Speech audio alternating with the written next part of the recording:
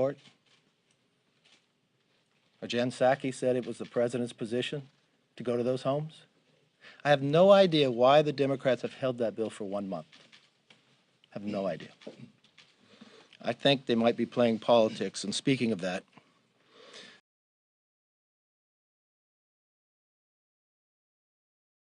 process and infringe on the political speech of private citizens. It has actually been caught altering evidence, including the text messages of our ranking member, Jim Jordan. It has permanently damaged the House and divided this country.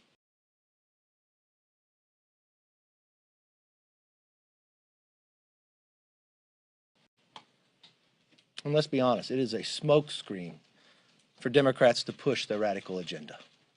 You read it in Axios just this week. The battles internally, because what do they want to do? They want to federalize the elections. And they're talking about their real outcome of what they want to achieve, abolish the Electoral College. All the while that the Democrats are ignoring really what is affecting the American people. The highest inflation in more than 40 years. Record high gas prices. Doubled since President Biden has taken office. Lack of baby formula. Unsecure border. Fentanyl coming across.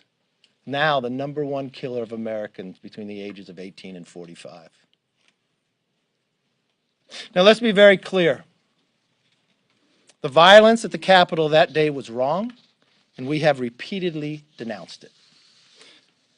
But keeping the Capitol safe is not the point of Pelosi's illegitimate Select Committee. From the beginning, the Select Committee refused to investigate the real circumstances that led to the riot, including the lack of security around the Capitol. They also ignored the left-wing mob violence, which led to riots and loss of life across the country that summer. When House Republicans proposed investigating these facts, as you'll remember, on January 12th, we put it to the floor and every single Democrat voted no. When I sent Pelosi a letter after they voted no, she did not respond for 3 months. Then she jumped to create a select committee. Not only that, she rejected the minority's picks to be on the committee. That's going against 232 years of a tradition in this House. You reject the minority to have a say in the committee. Who did she reject? Congressman Jim Banks, a distinguished Afghanistan veteran. She rejected Congressman Jim Jordan. He's the ranking and maybe soon to be chair of Judiciary Committee. Now, why she rejected these qualified Republicans, she appointed radical Democrats. You ever spend any time to see who's on it? She appointed Chairman Thompson, who, to be clear, objected to the presidential electors in 2005. She appointed Congressman Raskin, who also objected to the presidential electors in 2017. But let's not forget what else he said. He called for President Trump's impeachment, not during his term in office, but between him when he was elected and being sworn in. And then she appointed Congressman Schiff. Just saying that name should be enough. But we watched what Schiff has done to our country. The years of lying about the Russian hoax. The changing of evidence we found as he went, and the denying of the Hunter Biden laptop. You know, our future rests on the ability of Americans to trust our political system, to have safer streets, to have affordable food and gas, and to have confidence that their elected officials are listening to real concerns. Now, Democrats are using January 6th to avoid accountability for making the whole nation less safe and less prosperous. You know it, you feel it, you see it every single day. Every single day the food prices go up and along with the gas. Not sure if we caught another individual coming across the border illegal that's on the terrorist watch list. Not sure if there's anybody else that wants to come across the border illegal to try to assassinate former President Bush. Not sure if the plane from Australia bringing goat milk to try to feed the children of America. That's the America we have today. I don't see any primetime hearings set for gas price, for battling inflation, for feeding our children, for making the streets safer. You know, even in the hometown of the Speaker, this Tuesday, they recalled their DA based upon the Democratic policies of not upholding safe streets. And don't think it was Republicans rallied together, because you know how many Republicans are registered in San Francisco? 6.7%.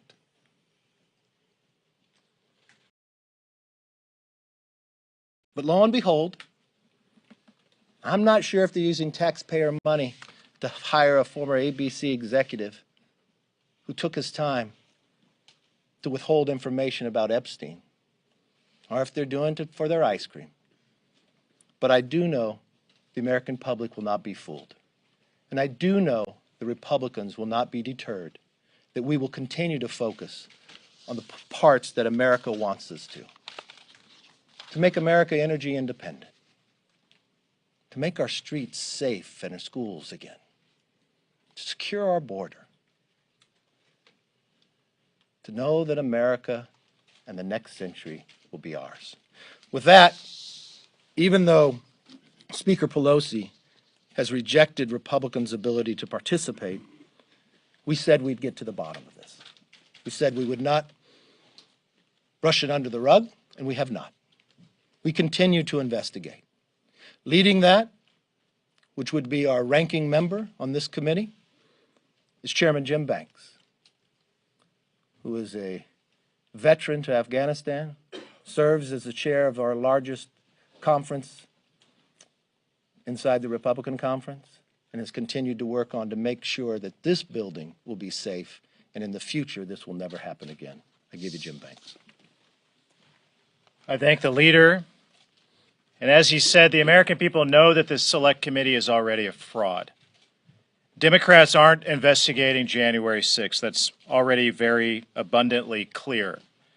As the leader said, they're trying to use this select committee as a Trojan horse to abolish the Electoral College, to intimidate President Trump's aides, to block him from ever appearing on the ballot again, and to prevent his supporters from participating in American democracy. Gas today in my hometown in Columbia City, Indiana, is $5.25 a gallon. But in Washington, the Democrats' top priority is an hour-long made-for-TV special attacking President Trump. Americans aren't buying it. Voters see that even after nearly 2 years of Joe Biden, the Democrats still refuse to lead. They refuse to take responsibility for the serious economic difficulties that they have created. And the Democrats refuse to help the American people and families who are hurting because of their policies. But the Select Committee is ignoring its most basic duty. The Democrats aren't asking the simple questions about what happened on January 6th. Before their investigation even started, Speaker Pelosi turned the Select Committee into an unprecedented sham. She blocked Jim Jordan and I to serve on the Select Committee. It's never happened before in American history. And no speaker in history has ever done something as partisan as that, as what Speaker Pelosi has done. But why does she do it? She did it because she's afraid. Speaker Pelosi doesn't really want a real investigation into January 6th. That's why her sergeant at arms refused to cooperate with a bipartisan Senate committee investigation. She was afraid of what they would uncover. But House Republicans continued to conduct our own ad hoc investigation into January 6th. Our goal is to answer the questions that this select committee is ignoring. Questions that you're not going to hear about on the primetime special tonight. Questions that must be answered to keep Congress and the Capitol Police officers safe in the future. And here are the questions that you should be demanding answers from the Select Committee members as well. First of all, how is it possible that the Capitol Police, we now know, was half-staffed because of COVID on January 6th? Second, why were our officers under-equipped on that day? Why were some officers forced to face down a riot without helmets or expired equipment? Why were the Capitol Police officers never trained to handle a riot, even after all of the riots that were ongoing in Washington, D.C. and our nation's capital in the summer of 2020? Did Speaker Pelosi communicate with the House Sergeant at Arms on January 6th or in the days leading up to the riot? Why didn't the Capitol Police's intelligence unit raise the alarm about potential violence when they had intelligence going back weeks before January 6th that told them that something was going to happen?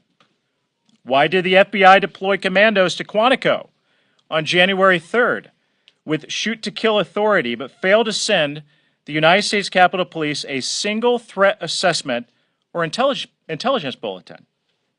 Was Speaker Pelosi involved in the decision to delay National Guard assistance on January 6th? Those are serious and real questions that this committee refuses to even ask. Speaker Pelosi doesn't want to answer those questions because she knows that the answers to those questions leave a trail of breadcrumbs right back to her office, underscoring her negligence, her lack of leadership as the Speaker of the House. Those are serious questions that we will continue to dig into. Our report will be coming in it will be finished in the weeks to come, and we will present to you serious issues and recommendations of what Congress and the next Speaker of the House can do to provide better leadership and secure the United States Capitol so that something like January 6th never happens again. With that, thank you. I yield to Whip Scalise. Thank you, Jim. And Jim Banks just raised some very serious questions that should be answered by the January 6th Commission, but they're not. And they're not for a very specific reason, and that's because Nancy Pelosi doesn't want those questions to be answered. In fact, she took the unprecedented step of kicking Jim Banks and Jim Jordan off of the January 6th committee because they were going to ask those questions that a lot of people would like the answers to. So when you hear them talking about it's all about getting to the truth, if they really believed in getting to the truth, they would have kept Jim Banks and Jim Jordan on the committee to ask those questions and get the truth. That's not what this has been about. Never was to Nancy Pelosi. It was always about politics. And if there was any doubt that it was about politics, Nancy Pelosi removed that doubt when she took the unprecedented step of kicking the Republicans off of the committee that Leader McCarthy had appointed. And so it begs the question, as we go around the country, as I go around my district, we're all being asked the same questions. The questions our constituents are asking is, what is Congress going to do to help alleviate the problems that are hurting families in South Louisiana, all across the country? What are they going to do to lower inflation, to lower gas prices, to secure America's border? That's the questions families are asking me and my colleagues around the country. I was just on the floor a few minutes ago and asked Leader Hoyer if he would bring up a bill that we have. House Republicans have put together a broad package of legislation to lower gas prices. And they refuse, Nancy Pelosi and all of her minions refuse to bring bills like that to the floor. And so as you're watching tonight, however many watch, I think it's important to note what primetime lineup is not included by Nancy Pelosi. Is Nancy Pelosi going to hold a primetime hearing on inflation? I'd sure like to see that. I think a lot of Americans would. Is Nancy Pelosi going to hold a primetime hearing on lowering gas prices? They've refused to so far. They won't even bring a bill to the floor that will lower gas prices, and everybody knows what needs to happen to lower gas prices. Because just 2 years ago, we were paying about $2 a gallon at the pump, and today we're paying way more than double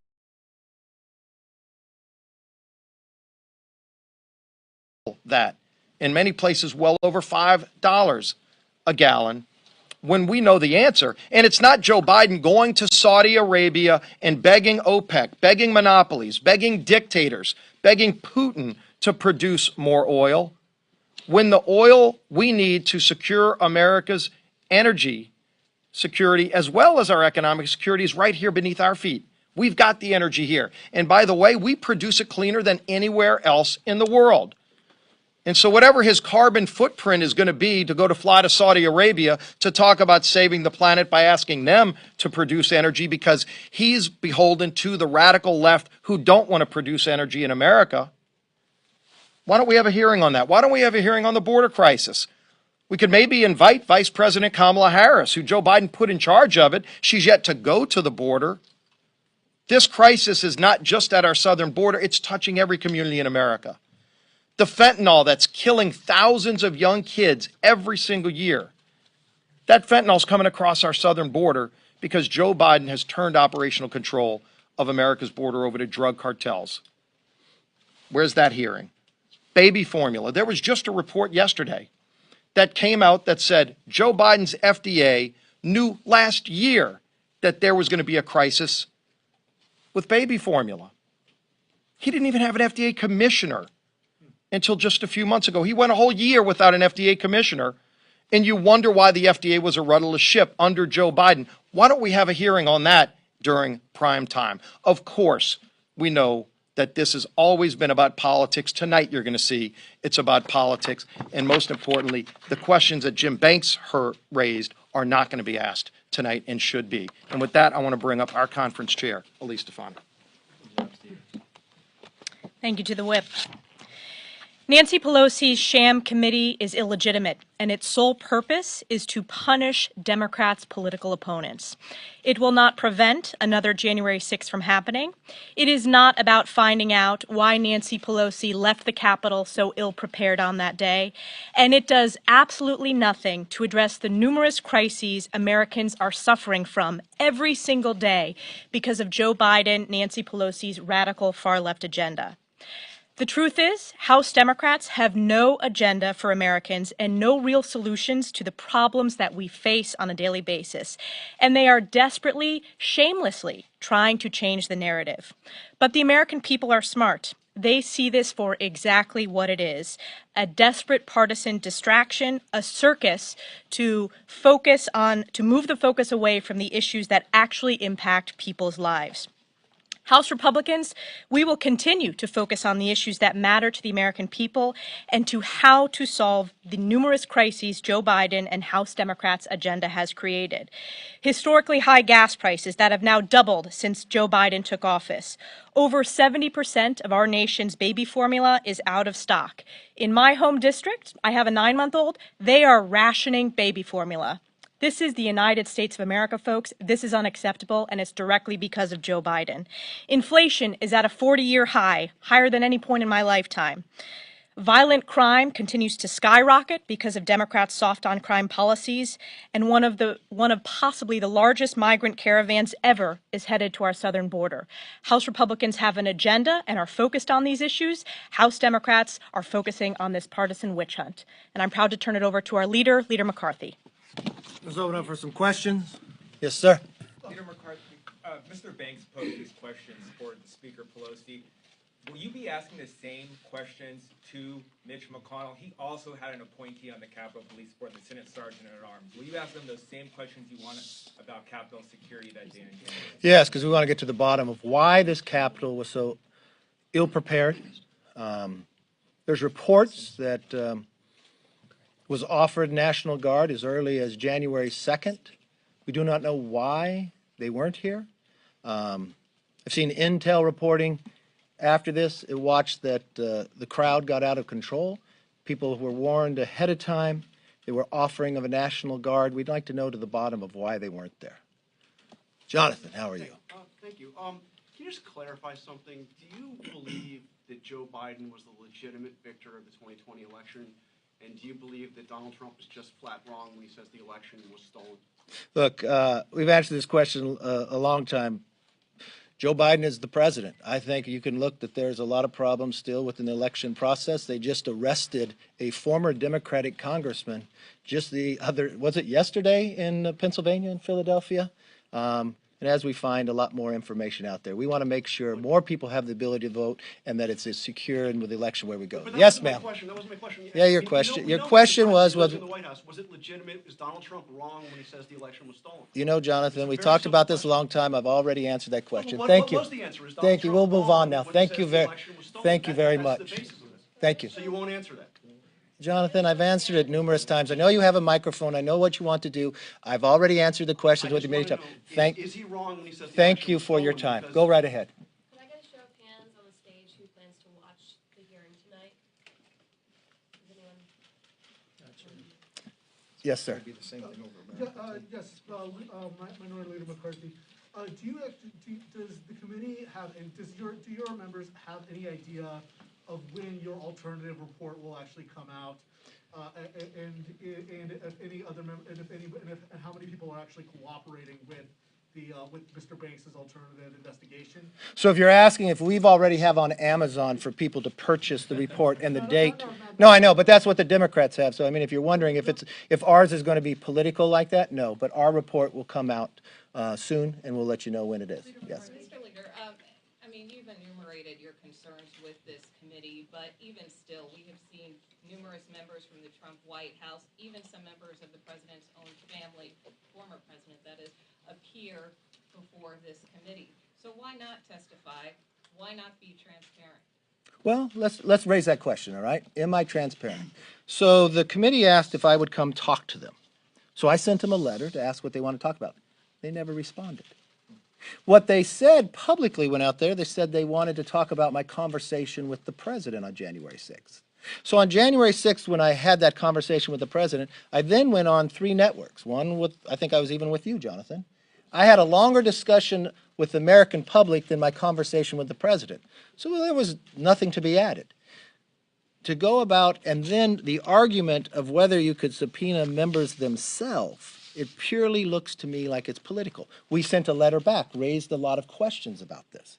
Because the first hand that you'd have to realize is, if you go to Quinn Watkins, the Supreme Court has told the Congress about the separations of power.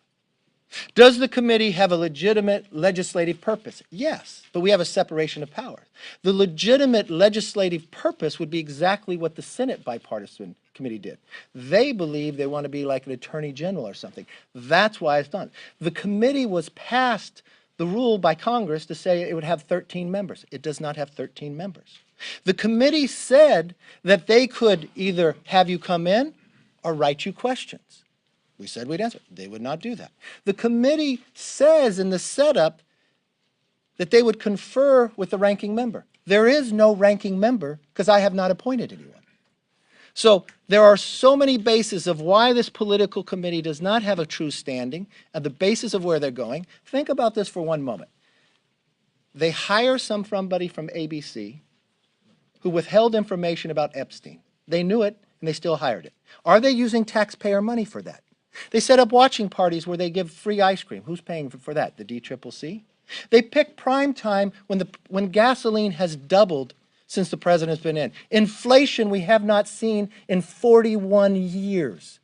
You're flying in goat milk from Australia to try to feed the American babies.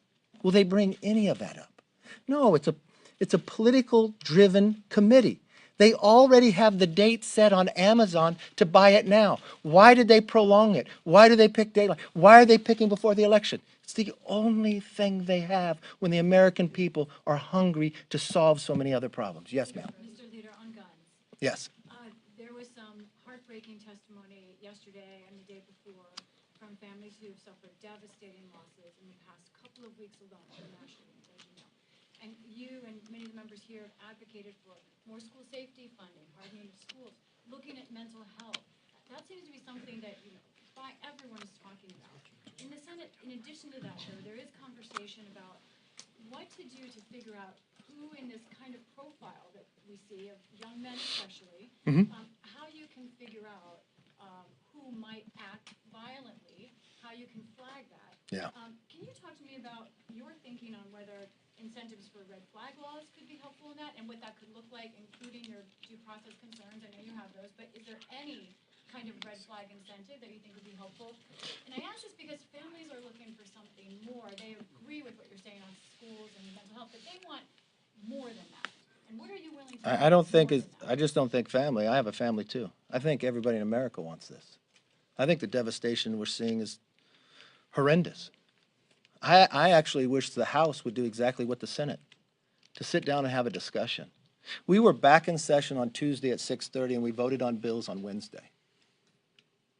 It's the same thing like the committee. It was a political show. Why would you bring up a red flag bill and not bring anything about due process? And look, don't think it's from Republicans. I was watching Tulsi Gabbard a minute ago on television talking about this as well, who was a Democrat nominee for president. If we are able to find and prevent, everybody's there. There wasn't one mental health place here. There wasn't one discussion ahead of time. There was no time to work together. I was just talking to Senator Cornyn. This is the way to handle it. Find all the facts. You know, I want to highlight Congressman Tony Gonzalez. This is his district. His district has gone through so much. And he's been on the ground there listening to families, listening to what's going on, but it's just like everywhere else. We've watched this tragic situation happen before. You know what we found? A shooting in Texas, another one. This individual came in and shot up a church. The church is back just now like a museum. You know what we found? This individual was in the military, dishonorably discharged, abused his wife, never should have been able to have a weapon.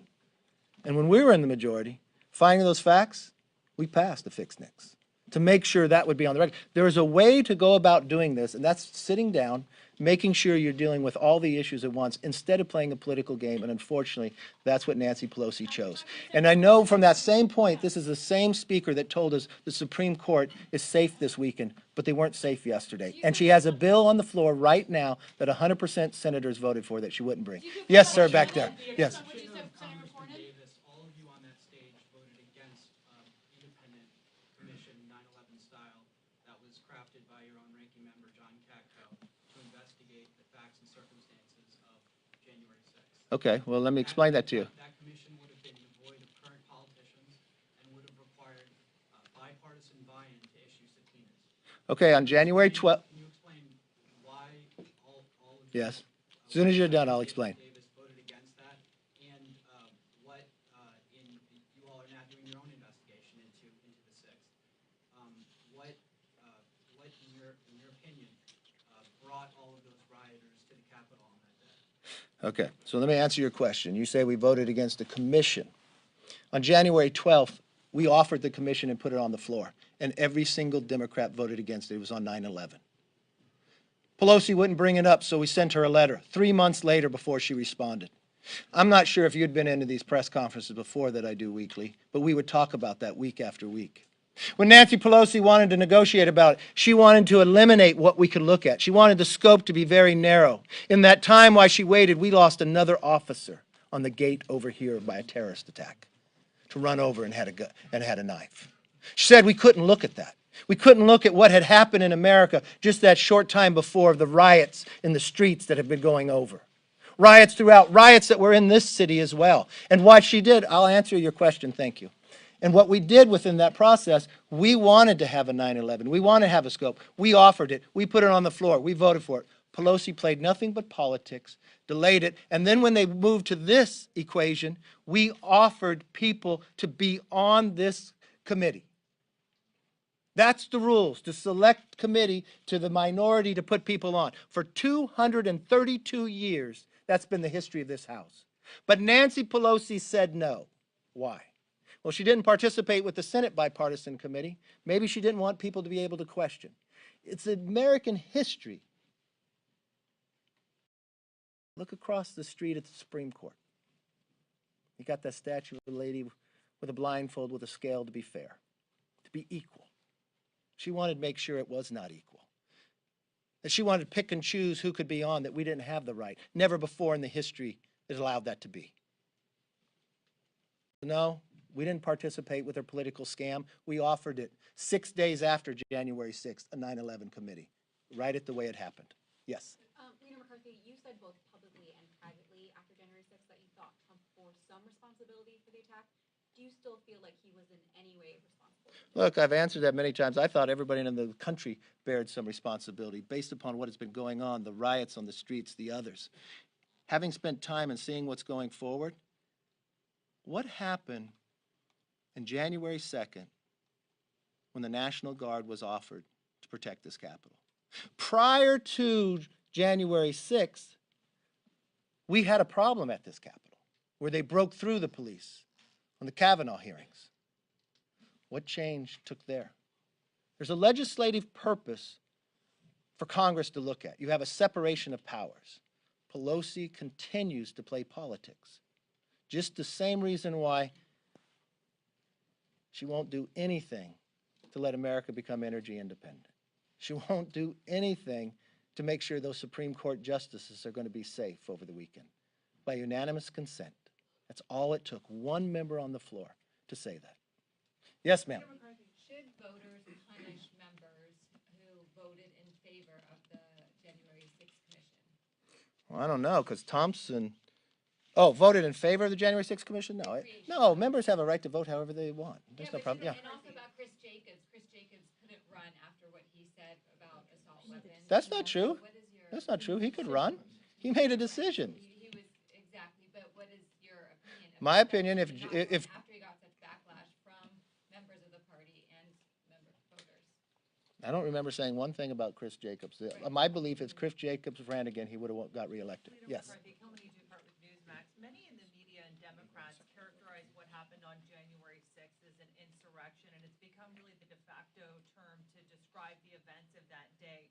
Was January 6th an insurrection? And if not, what term would you use to describe? Look, what January 6th happened on the Capitol was wrong. Those that broke in the Capitol were wrong and should be dealt with. And that's exactly what we have in the process that the police, the FBI to deal with. The role within Congress, we should look at why we're so ill prepared that day and how do we protect it. Yes, sir. Senator McCarthy, why do you think people stormed the Capitol, and do you think that motivation deserves to be investigated? Yeah, that's what the FBI did. Thank you. Two-part question here. A number of your members, I don't know if you said this specifically, a number of your members have said if you take the majority, you'll launch investigations into Hunter Biden. I'm curious what the legislative angle is on that. And number two, what will you do if people look at your investigations, if you're in the majority, and say they're illegitimate? We're not gonna respond to it. Because we won't be illegitimate. We won't say Democrats won't be on committee. We won't issue subpoenas for going after our political opponents. We'll do exactly what Congress is supposed to do. We'll uphold the Constitution. If there's a place for us to investigate, we'll investigate. Yes, sir. Thank you. If Republicans take over the House next year, would you commit to holding a vote on that independent commission legislation that you initially proposed in January of 2021 to have this? I don't predetermine anything. We've got an investigation right now. We'll see what that turns up. Paul Kane, how are you today? Fantastic. You in a good mood? Sure. I worry about you sometimes. So you have cited your phone calls to then President Trump to questions that John. Phone call. Phone call. Okay. You want to ask if I talked to him today? Trump, no. Oh, okay. Trump, well, you can That's your normal question. Trump rejects your version of that. Trump What part does he reject? He told the authors, Jonathan Martin and Alex Burns, that there was no angry call at all, and that your description of the call that was on air and that you told other members was wrong. And they asked, why would he mischaracterize the phone call? And he told them on the record in an interview, inferiority complex. Who was right? I don't know. Do you think I have an inferiority complex? I don't know. I don't know. You do. I don't know. Could be. Who Whose else? version of the call was right? I think you can judge whatever. There's two people on the call, and two people know what happened on the call. I spoke to the American public. They could judge whatever I said. Leader McCarthy, you've laid out why you haven't participated in the investigation when they've... No. I've been denied the right to participate in the investigation. So, your lawyer had sent a letter Yes. with questions. 11 Have they pages. gotten back to you? And if so, will you commit to participate either by written testimony or in person? I never said I wouldn't participate. You know, when the very first came up, I said you put the Republican members on, then it's a legitimate committee. They answered me, but they didn't answer all my questions. So I sent them another letter, and they haven't answered that. Do you plan to make that letter public? I can. There's no problem. Yeah. Yes, ma'am. Last question. What are the chances of you, if you had to put a number on it, what are the chances of you speaking to the committee at this point after sending these letters? And also, would Republicans in a majority consider subpoenaing Democratic members of Congress? You know, it's interesting. I had a discussion with the majority leader today, and he talked about if I was to become speaker, and he was concerned about the stuff within the House. I would just remind the Democrats, they're the ones who have changed all the rules. They're the ones who broke all tradition. They removed a member of Congress for something they said that person said before they were ever a member of Congress. They pick and choose who could be on committees. They denied a 232-year history of whether the minority could even offer people on a committee. They fined members based upon what they believe right and wrong. They allowed people to vote with never even being here. They take away the minority's right to even have an amendment on the floor. I think it's the Democrats who changed how the House works. If we happen to keep that same pattern, it would be the Democrats who changed the rules, and we're just followed them. It's interesting if they would like that or not. Are you going to keep that pattern? You know, these are all hypotheticals. I think we should definitely see what the outcome has. I do believe the American public is looking for people who will focus on the issues they care most about. We'll make a Congress that actually works for them, not a Congress for their own personal belief to change an election law. Not a Congress that will raise your price of gasoline and cause inflation. Not a Congress that makes a border insecure. I think what they're really looking for is a new direction. And I believe in 153 more days that will happen. And it will be a new Congress that works for the American public, and it will follow the Constitution. It'll be one that makes us energy independent, bring inflation down, secure our border, make our streets and schools safe again, and yes, we will be stronger and more prosperous. Thank you for attending today.